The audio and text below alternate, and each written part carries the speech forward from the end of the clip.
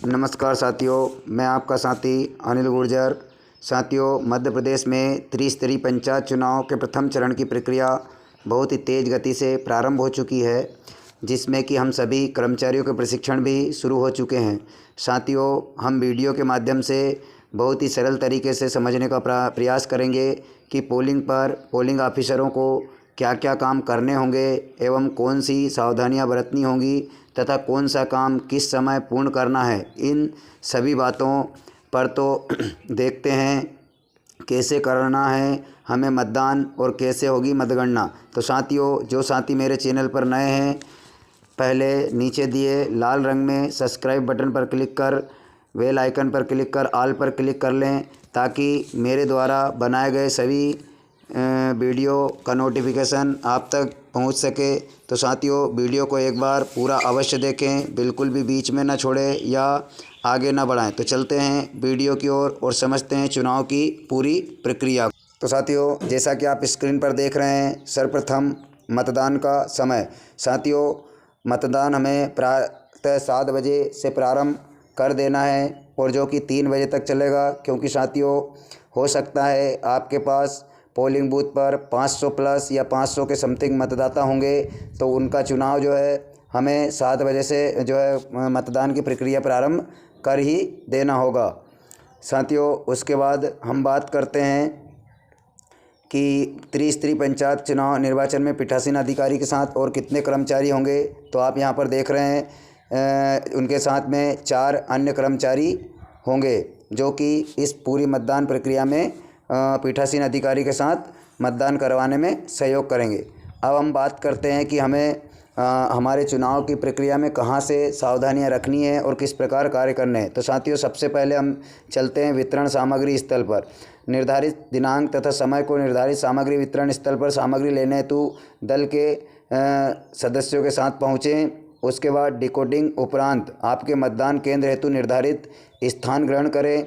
आपके मतदान केंद्र की ग्राम पंचायत, पंच के वार्ड, जनपद वार्ड, जिला पंचायत वार्ड नोट कर लें और आपको दी गई समस्त सामग्री का सूची से मिलान करें। सुनिश्चित करें कि सामग्री आपके मतदान केंद्र की ही है। सभी विशिष्ट संख्या का मिलान करना बहुत ही आवश्यक है।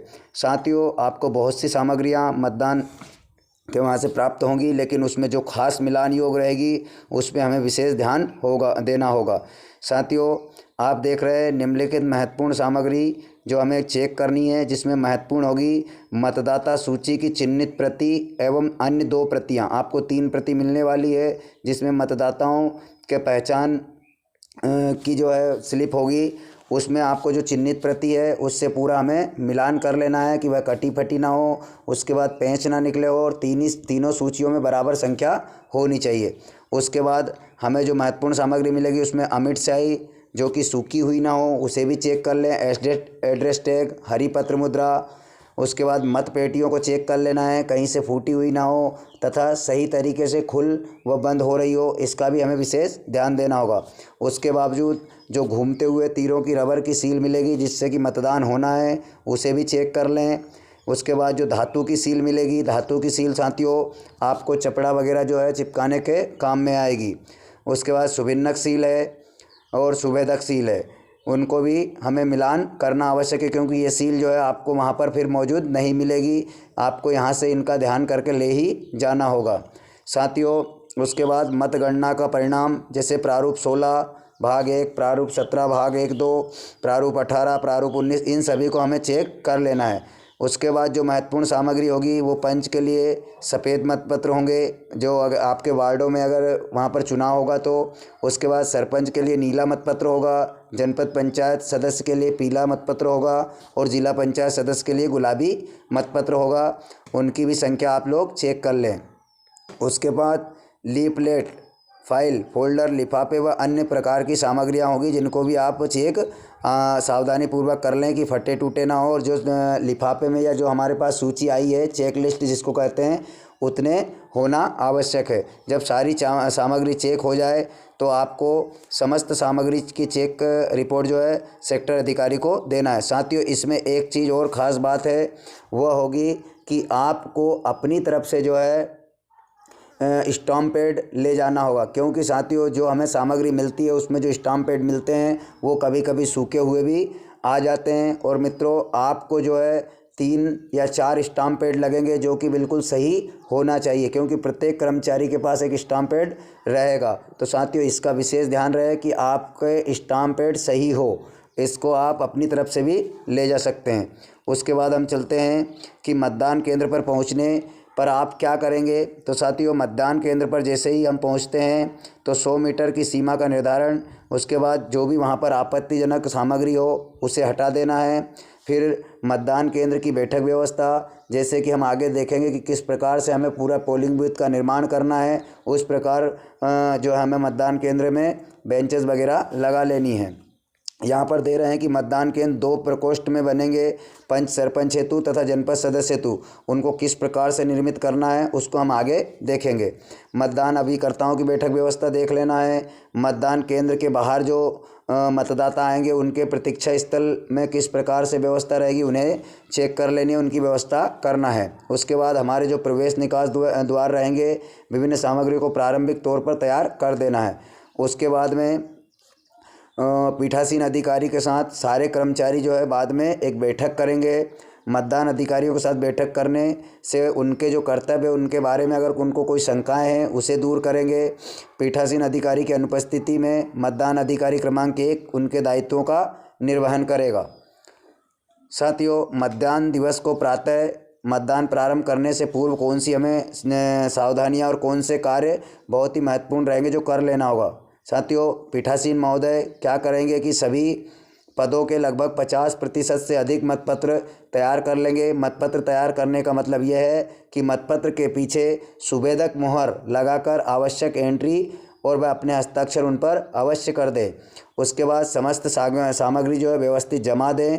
मतदान अभिकर्ताओं के नियुक्ति पत्र जिसको प्रारूप दस्त में प्राप्त करें, मतदान अभिकर्ताओं के पास जारी कर दें। इन पास को जो है मतदान जब तक चलेगा तब तक उनके पास रहेंगे, उसके बाद इन्हें पुनः वापस ले लेना है। अब मतदान अभिकर्ताओं की बैठक व्यवस्था क्या रहेगी, इसको आप पीपीटी में पढ़ सकते हो कि अगर कि किस प्रकार से हमें मतदान अभिकर्ताओं को बुलाना है। उसके बाद मतदान अभिकर्ताओं की नियुक्ति कैसे देना है तो हम बात कर चुके हैं। उसके बावजूद भी वह उसी मतदान क्षेत्र का निवासी होना आवश्यक है, वह उस वहाँ का मतदाता भी होना चाहिए जिसके पास कि राज्य निर्वाचन आयोग द्वारा जारी वोटर स्लिप का या भारत निर्वाचन आयोग द्वारा जारी परिचय पत्र हो, उसी को हम मतदान अभिकर्ता बना सकते हैं। अभ्यर्थी या उसके निर्वाचन अभिकर्ता का प्रारूप 10 में नियुक्ति दी जाएगी और एक मतदान केंद्र पर एक मतदान अभिकर्ता और 2 अवमुक्ति मतदान अभिकर्ता नियुक्त किए जा सकते हैं, परंतु एक समय में हम एक को ही अंदर आने देंगे। अब उसके बाद में बात आती है कि मतदान केंद्र पर प्रवेश के लिए कौन कौन से व्यक्ति पात्र होंगे। तो साथियों सबसे पहला व्यक्ति होगा मतदाता, उसके बाद मतदान अधिकारी, निर्वाचन के संबंध में कर्तव्यरूढ़ लोक सेवक, आयोग द्वारा प्राधिकृत व्यक्ति, निर्वाचन अभिकर्ता, मतदान अभिकर्ता, मतदाता के साथ में गोद में लाया गया बच्चा, दृष्टिहीन व शिथिलांग मतदाता के साथ उसका साथी, आयोग द्वारा नियुक्त प्रेक्षक, ऐसा अन्य व्यक्ति जिसे आपने सहायता हेतु प्रवेश की अनुमति दी है, पासधारी व मीडिया पर्सन। अब उसके बाद में हम बात करते हैं आगे कि हमें मतदान प्रकोष्ठ किस प्रकार निर्मित करना है। तो साथियों प्रत्येक मतदान केंद्र पर मतदान प्रकोष्ठ 2 बनाए जाएंगे। एक मतदान प्रकोष्ठ होगा पंच व सरपंच पद के मतपत्रों के लिए और दूसरा होगा जनपद पंचायत एवं जिला पंचायत सदस्यों के मतपत्रों के लिए। तो उन पंच एवं सरपंच के मतपत्र के पीछे जो सुवेदक सील लगाई जाएगी उसमें इस प्रकार की एंट्री रहेगी जो प्रत्येक के पीछे हमें करना जो है पोलिंग ऑफिसर पीठासीन महोदय को करना होगा और इस पर हस्ताक्षर भी करना होगा। इसी प्रकार जनपद पंचायत और जिला पंचायत के मतपत्रों के पीछे इस प्रकार की सील यहाँ पर लगाई जाएगी और उसमें भी जो पीठासीन महोदय को हस्ताक्षर करना होगा। ये साथियों देख रहे हैं आप पीपीटी जो है वह है प्रकोष्ठ की कि किस प्रकार से मतदाता आएगा और कहाँ पर जो उसको किस प्रकार से कार्य करना है। तो साथियों आप इधर से देख रहे हैं कि मतदाता जो है वह पहले अधिकारी क्रमांक 1 के पास जाएगा, वहाँ से जब उसका कार्य या एंट्रियाँ पूर्ण हो जाएगी तो वह मतदान क्रमांक 2 के पास पहुँचेगा। जैसे ही मतदान अधिकारी क्रमांक 2 से उसे पंच व सरपंच पद के जो है पंपलेट मिल जाएंगे, उसके बाद वह अपने मतदान प्रकोष्ठ में जाएगा, वहाँ पर अपना मतदान करेगा और जिस प्रकार मतदान अधिकारी ने प्रपत्र को मोड़कर दिया था ठीक उसी प्रकार मोड़कर लाएगा और मतपेटी में यहाँ पर मतदान वो दोनों पर्चे डाल देगा। उसके बाद वह पुनः मतदान अधिकारी क्रमांक 3 के पास जाएगा और 3 के पास पहुँचने के बाद में वहाँ से जिला पंचायत और जनपद पंचायत के सदस्यों के वोटिंग प्रपत्र लेगा और उसके बाद जो है मतपत्र लेने के बाद वह मतदान प्रकोष्ठ 2 में जाएगा, अपना मतदान देगा और पुनः पेटी में मतपत्र डालते हुए जो है निर्गमन गेट से बाहर जाएगा। इस प्रकार से हमें हमारे पोलिंग बूथ का निर्माण करना है। तो साथियों, यहाँ पर आप यहाँ पर भी देख रहे हैं कि मतदान प्रकोष्ठ 1 यहाँ पर बना है, ये यहाँ पर 2 बना है। किस प्रकार से यहाँ से आगमन हुआ, आगमन लिखा है आप देख रहे हैं। PO1 के पास पहुँचेगा मतदाता, PO1 की एंट्री के बाद PO2 पर मतदाता प्रकोष्ठ 1 में जाएगा, उसके बाद मतपेटी में अपना मतपत्र देगा, फिर PO3 के पास जाएगा, PO3 के पास से पहुंचने के बाद मतदान प्रकोष्ठ 2 में पहुंचेगा, 2 के बाद में फिर मतपेटी के पास आएगा और निर्गमन गेट से पीठासीन अधिकारी महोदय के सामने से बाहर निकल जाएगा। साथियों, उसके बाद में हमें 2 प्रकार की पेटियां मिलेंगी, एक छोटी और एक बड़ी, लेकिन हमें मीटिंग में बताया भी गया प्रशिक्षणों में कि दोनों पेटियां अलग अलग प्रकार से खुलने व बंद वाली हो सकती है। तो साथियों, इसकी तैयारी आप जो है मतदान की जो सामग्री मिले हमें उस समय अच्छी तरीके से कर लेना है और ये देख लेना है कि दोनों पेटियां जो है अच्छे से खुल रही हैं और बंद हो रही हैं। तो साथियों, ये इस प्रकार की पेटियां होंगी। अब चलते हम आगे की ओर कि मतदाता की पहचान मतदान क्रमांक अधिकारी 1 किस प्रकार से करेंगे। तो यहाँ पर 23 दस्तावेज़ों की सूची दी गई है। उन 23 दस्तावेज़ों में से अगर किसी एक से भी उस मतदाता की पहचान होती है और सामने बैठे मतदान अभिकर्ता अगर उसकी पहचान को यस करते हैं तो हम उससे मतदान कराएंगे। उसके बाद में हम चलते हैं, जैसे कि यहाँ पर दे रहे हैं कि मतदान अधिकारी क्रमांक 1 के क्या कर्तव्य होंगे। तो साथियों, इसे आप लोगों को समझ लेना है कि निर्वाचक नामावली की चिन्हित प्रति व अमिट शाही का प्रभारी होगा। सबसे पहले मतदान अधिकारी क्रमांक 1 अपने पास जो चिन्हित प्रति है उसमें मतदाता द्वारा लाए गए मतदान पर्ची से वह मिलान करेगा कि यह व्यक्ति किस वार्ड का है, इस मतदान केंद्र का है या नहीं। जब वह अपनी चिन्हित प्रति के अनुसार उसकी पहचान कर लेंगे तो वह आवाज़ लगाएंगे। आवाज़ लगाने पर अगर अभिकर्ता कोई प्रत्युत्तर नहीं देते हैं तो वह उसको मतदान कराने के लिए उसकी उसकी उंगली पर निशान लगा देंगे, चिन्ह लगा देंगे अमिट स्याही से। और जो है यहाँ पर आप देख रहे हैं कि किस प्रकार निर्वाचन नामावली में उसको चिन्हित करेगा। तो साथियों, अगर पुरुष वर्ग है तो पुरुष वर्ग में वह सीधे विकर्ण के रूप में उसके फ़ोटो पे से जो है इस प्रकार से एक विकर्ण लाइन खींच देंगे। अगर महिला है तो उसके सरल क्रमांक पे गोला लगाएंगे और विकर्ण लाइन खींचेंगे। उसके बाद अगर कोई थर्ड जेंडर है तो यहाँ पर उसके सरल क्रमांक के पास में सही का निशान लगाएंगे और ऐसा विकर्ण हम खींच देंगे। तो इस प्रकार से 3 तरीके से तीनों प्रकार के मतदाताओं का यहाँ पर रिकॉर्ड करना होगा, पुरुष मतदाता, महिला मतदाता और थर्ड जेंडर। उसके बाद क्या काम होंगे मतदाता अधिकारी 1 के, तो निर्वाचक नामावली को चिन्हित प्रति में विकर्ण क्रॉस करेगा। साथ ही महिला मतदाता को होने वाले तो आप पहले समझ चुके हैं। अब मतदाता को बाएं हाथ की तर्जनी, कौन से हाथ पर साथियों समझने की बात है। सबसे पहले बाएं हाथ की तर्जनी अंगुली पर नाखून के टाप से उंगली के प्रथम जोड़ पर बॉटम लाइन तक के रूप में अमिट शाही लगाएगा और उसके बाद मतदाता अधिकारी क्रमांक 2 के पास भेज देगा। साथियों, इसमें यहाँ पर आप देख रहे हैं कि किस प्रकार से शाही लगाना है। साथियों, इसके अलावा भी मतदान अधिकारी क्रमांक 1 के कुछ काम होंगे जिसमें वह क्या करेगा कि एक मतदाता पर्ची बनाएगा अपनी ओर से। जो पर्ची मतदाता लाएगा वह पर्ची अपने पास रख लेगा और अपने पास मौजूद जो कि हमें पोलिंग की सामग्री मिलते समय, मतदान की सामग्री मिलते समय मिलेंगी, उस पर्ची को भरेगा और उस पर्ची के साथ में उसे मतदाता अधिकारी क्रमांक 2 के पास पहुंचाएगा। साथियों, जैसे ही हम मतदान अधिकारी क्रमांक 2 के पास पहुंचेंगे तो किस प्रकार से मतदान अधिकारी क्रमांक 2 काम करेगा। साथियों, मतदान अधिकारी क्रमांक 2, पंच का सफ़ेद रंग का और सरपंच का नीले रंग के मतपत्र का प्रभारी होगा। पंच पद हेतु मतपत्र के बंडल वार्डवार क्रमवार जमाएंगे। सावधानी रखेंगे कि मतदाता को पंच पद हेतु उसी वार्ड से संबंधित मतपत्र दिया जाए जिस वार्ड की सूची में उसका नाम अंकित है। साथियों, एक सूची जो है मतदान अधिकारी क्रमांक 2 के पास भी रहेगी और एक सूची मतदान अधिकारी क्रमांक 3 के पास भी रहेगी। साथियों, उसके बाद हम देखते हैं कि मतदाता जैसे ही उसके पास पहुंचेंगे मतदान अधिकारी क्रमांक 2 के पास, तो वह अपने पास रखे पंच व सरपंच के जो मतपत्र होंगे उसमें ऊपर जो है मतदाता का सरल क्रमांक लिख लेगा और उसके बाद में उस पर अंगूठा या सिग्नेचर कराएंगे और जो है मतपत्र निकाल कर मतदाता को देंगे और उसकी पहले ही जिस प्रकार से उसको मोड़ना है, घड़ी करना है, पहले वह करके बताएंगे और जो है उसके बाद पुनः खोलकर और जो घूमते हुए तीरों वाली जो सील होगी उसको स्याही से लगाकर मतदाता को देंगे। साथियों, अब उसके बाद मतदाता क्या करेगा कि मतदाता प्रकोष्ठ क्रमांक 1 में जाएगा और वहाँ पर अपने मनपसंद प्रत्याशी को अपना मत देगा और मत देने के बाद में जो है वह पुनः जो बीच में मतदान क्रमांक अधिकारी 4 के पास पेटी रखी होगी उसमें 2 मतपत्र डालेगा। जैसे ही 2 मतपत्र डालने के बाद में वह पुनः जो है मतदान अधिकारी क्रमांक 3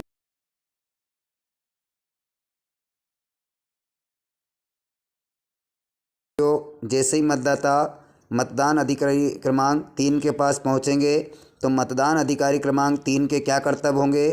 इस अधिकारी का कार्य अधिकारी क्रमांक 2 के समान ही होगा।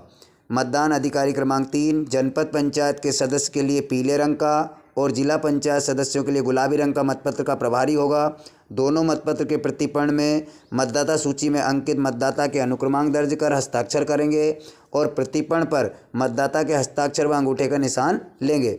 साथियों, मतदाता के नाम के आगे मतदाता सूची में टिक लगाएगा और उसके बाद मतदाता के मतपत्र निर्देशानुसार मोड़कर व पुनः खोलकर देंगे। साथ ही घूमते हुए तीरों वाली रबड़ की मोहर स्याही लगा कर देंगे। समझाइश देंगे कि आप दूसरे मतदान प्रकोष्ठ में जाकर अपना मत अंकित करें, तत्पश्चात बीच में रखी पेटी में अपना मतपत्र डालें। तो इस प्रकार मतदाता जैसे ही 3 नंबर के अधिकारी पास पहुंचेगा तो बताए गए निर्देशानुसार मतदाता अधिकारी क्रमांक 3 उनको जनपद पंचायत और जिला पंचायत सदस्य के मतपत्र देंगे और मतदाता जो है प्रकोष्ठ क्रमांक 2 में जाएगा, अपने मनपसंद प्रत्याशी को अपना मत देगा और जो है पुनः उसी पेटी में अपने दोनों मतपत्रों को डालेंगे और वह पीठासीन महोदय के सामने से जो है निर्गमन गेट की ओर पहुंच जाएंगे।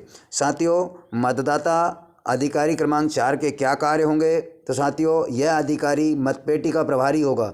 सतत निगरानी रखेगा कि मतदाता मत अंकित करने के पश्चात मतपेटी में मत डाल रहा है या नहीं। मतदाता असली मतपत्र ही मतपेटी में डाले, यह भी ध्यान रखेगा। बीच बीच में पुशर की सहायता से मतपेटी में डाले गए मतपत्र अंदर धकेलेंगे। उसके बाद मतदाता की अमिट स्याही को भी चेक करेंगे।